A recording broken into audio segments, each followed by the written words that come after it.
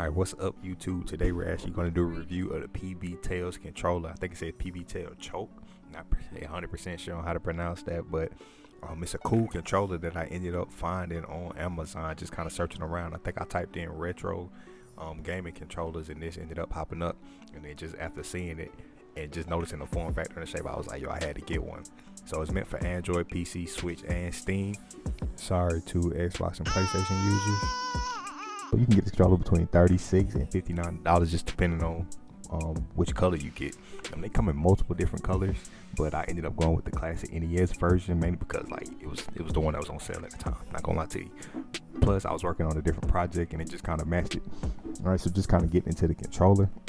It's pretty comfortable in the hands. It's a lot smaller than what it looks like in the pictures on the box. So I was actually a little concerned about it being a little too small for my hands, but it's actually the perfect size, especially with the triggers. Like, that's not the case at all. Like, your fingers just kind of place exactly where your fingers and hands need to be, exactly where they need to be for this controller, if that makes sense.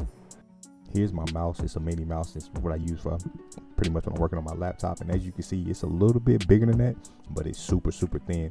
This is what it looked like compared to the classic NES controller. As you guys can see, it's the colorway that it did kind of mimic it from, but it's way thinner, super thin, and of course it has way more buttons.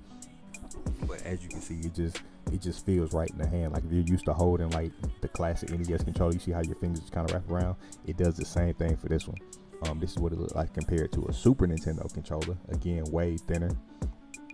But I did want to talk about the actual D-pad. The D-pad on this controller is kind of mushy, if that makes sense. So if you're used to the NES controller or Xbox or the Super Nintendo controller, when you push the D-pad, it has like a little bounce to it, like it comes back to you. But on this controller, it doesn't. So just keep that in mind if you guys are playing fighting games or things of that nature where you're going to actually need precise input. Next thing I want to talk about is the Bluetooth connectivity. Now, coming straight out of the box, it is a little difficult to connect if you're trying to connect to Android.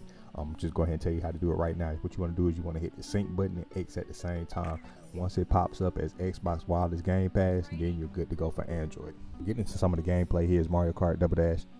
It was pretty comfortable. I would actually say it's probably my favorite controller right now, just for the simple fact that it's small, it fits everything, and I'm just able to play it on multiple different systems. So I can jump from my phone to the RG353V back to my laptop. You know, pretty much, I'm not gonna say seamlessly, but it's pretty easy. I can also play it on my boot bag as well. So my favorite feature of the controller just has to be the overall form factor, just how it looks, just how thin it is, just the overall design. I'm a huge fan of it.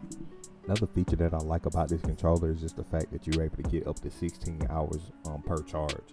And that's really big for me because I'm always on the go, I'm always on the move. And one thing I really don't like is when I'm ready to kind of play or do something, I have to stop and charge it up. So I probably charge this thing maybe like 3 or 4 times, but I've had this controller for going on maybe 6 months now. I'm just actually really getting a chance to sit down and use it. Only con with it is that I'm not able to experience the vibration, and that's mainly because it's meant for Nintendo Switch. So if I had a Switch, I'm pretty sure the vibration will work, but because I'm using on Android, for whatever reason, it doesn't work.